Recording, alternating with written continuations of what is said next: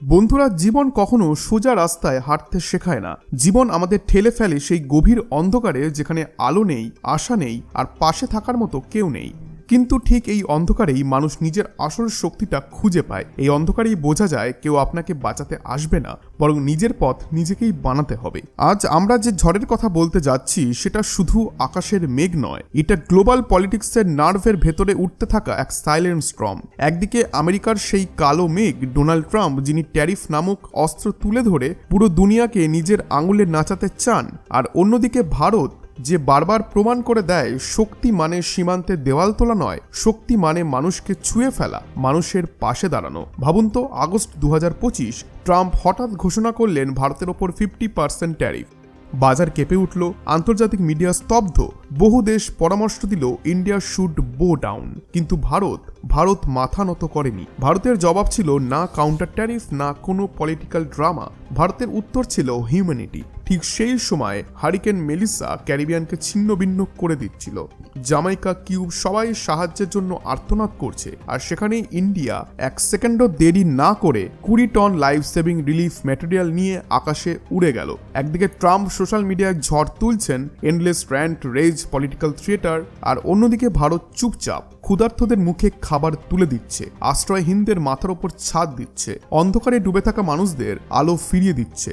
বন্ধুরা, আজকের খবর শুধু ট্যারিফের লড়াই নয়, এটা সেই দেশের গল্প যে সংকটে অস্ত্র তুলে নেয় না, হাত বাড়িয়ে দেয়। এটা সেই নেতার গল্প যে প্রমাণ করে দেয় ক্রাইসিস হয় অস্ত্র, আবার হয় সার্ভিস, পার্থক্য লিডারশিপে। আজকের এই ঘটনা আপনার বুক ভরে দেবে গর্বে। আপনি মাথা উঁচু করে বলতে পারবেন যে হ্যাঁ, আমরা ভারতবাসী। সম্পূর্ণ স্টোরিটি জানবো এখনই, তবে তার আগে একটি ছোট্ট অনুরোধ করব, আমাদের এই চ্যানেলটিকে সাবস্ক্রাইব করে পাশে বেল আইকনে ক্লিক করে সেখানে অল করে রাখুন, আর কমেন্টে লিখে দিন জয় হিন্দ। বন্ধুরা, এবার কল্পনা করুন সেই বিভীষিকাময় রাতকে, হারিকেন মেলিসার রাত, যে রাত দক্ষিণ আমেরিকার বিস্তৃত উপকূল আর ক্যারিবিয়ান দ্বীপগুলির ওপর আছড়ে পড়েছিল এক দানবীয় ঝড়ের মতো। জামাইকা আর কিউবায় পুরোপুরি বিধ্বস্ত হয়ে গিয়েছিল। হাওয়ার গতি এতটাই ছিল যে বাড়িগুলি এক মুহূর্তে মাটির সঙ্গে মিশে গেছে। মুষলধারে বৃষ্টি রাস্তাগুলিকে নদী বানিয়ে ফেলেছে। 50-এর বেশি মানুষ সেই রাতে জীবন হারিয়েছিল। জ্যামাইকার প্রায় 60% অঞ্চল অন্ধকারে ডুবে যায়, জলের সাপ্লাই সিস্টেম অচল হয়ে যায়, আর লাখ লাখ মানুষ খাবার, জল, শেল্টার সবকিছু থেকে বঞ্চিত হয়। এবার প্রশ্ন হলো, এই সময় আমেরিকা, যে নিজেকে সবসময় বিশ্বের গ্লোবাল পুলিশম্যান বলে দাবি করে, ট্রাম্পের নেতৃত্বে কি করছিল? তারা কি দ্রুত উদ্ধারকারী দল পাঠিয়েছিল?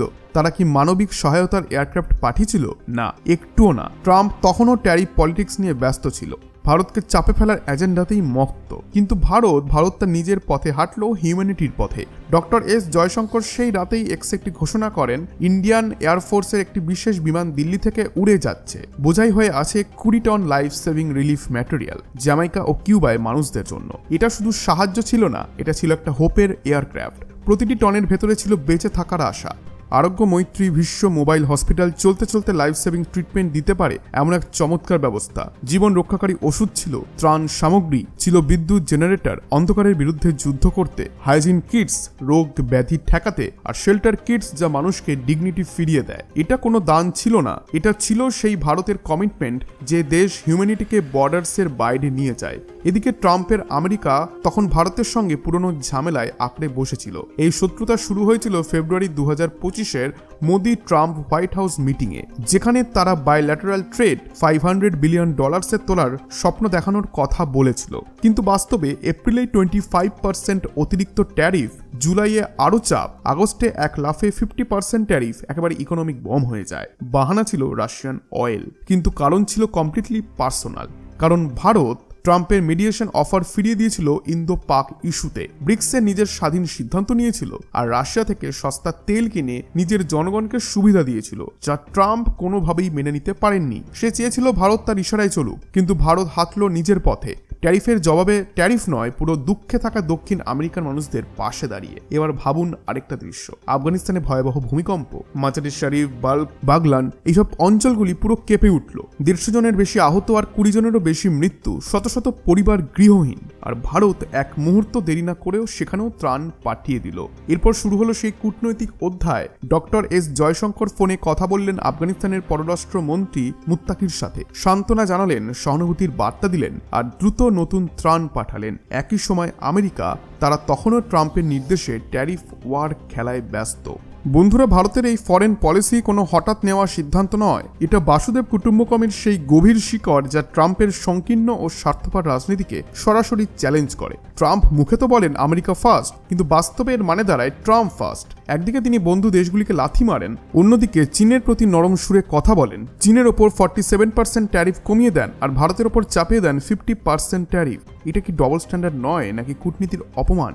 এই রাজনৈতিক নাটকের মাঝেও ভারত দক্ষিণ আমেরিকা ও তার প্রতিবেশীদের পাশে দাঁড়াতে ভুলেনি। যেমন ফেব্রুয়ারি 2025 হন্ডুরাস ট্রপিক্যাল স্টর্ম সারা, ভারত পাঠায় 26 টন সাহায্য, সার্জিক্যাল সাপ্লাইজ, গ্লুকোমিটার্স, অক্সিমিটার, ব্ল্যাঙ্কেটস আর হাইজিন কিট। জানুয়ারিতে ভানুয়াটুতে ভূমিকম্প, ভারত দেয় $5 লক্ষ বেশি সহায়তা। ডিসেম্বর 2024 লেসোথো, ভারত পাঠায় 1000 মেট্রিক টন চাল ক্ষুধামুক্তির লড়াইয়ে পাশে দাঁড়াতে। এগুলি কেবল সংখ্যার পরিসংখ্যান নয়, এগুলি দেখায় ভারতের নীতি ব্যবসার নয়, মানবতার। অন্যদিকে ট্রাম্পের নীতি pure greed, pure self interest এবং pure ego driven diplomacy. Trump social মিডিয়ায় চিৎকার করে বলেন India should have cuts tariffs year ago, কিন্তু কনভিনিয়েন্টলি ভুলে যান যে ভারত মোটরসাইকেল ডিউটি কমিয়েছিল, হুইস্কি ইম্পোর্ট ট্যারিফ কমিয়েছিল, আমেরিকার এনার্জি ও ডিফেন্স ইম্পোর্টস বাড়ানোর প্রতিশ্রুতি দিয়েছিল। তবুও ট্রাম্প সব প্রস্তাবকে উড়িয়ে দিলেন, কারণ তার কাছে ডিপ্লোম্যাসি মানে সে জিতবে আর সবাই হারবে। কিন্তু ভারত কোনোদিনও হার মানেনি, কারণ ভারত সেই যোদ্ধা যে সংকটের সময় পাশে দাঁড়ায়। যেমন হারিকেন মেলিসা যখন কিউবায় তাণ্ডব চালালো, আমেরিকা তখনও কিউবার ওপর ডিকেডস পুরনো নিষেধাজ্ঞা আঁকড়ে ধরে বসেছিল।